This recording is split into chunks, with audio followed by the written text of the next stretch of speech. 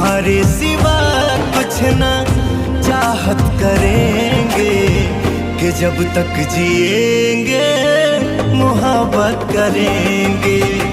तुम्हारे सिवा कुछ ना चाहत करेंगे कि जब तक जिएंगे मोहब्बत करेंगे।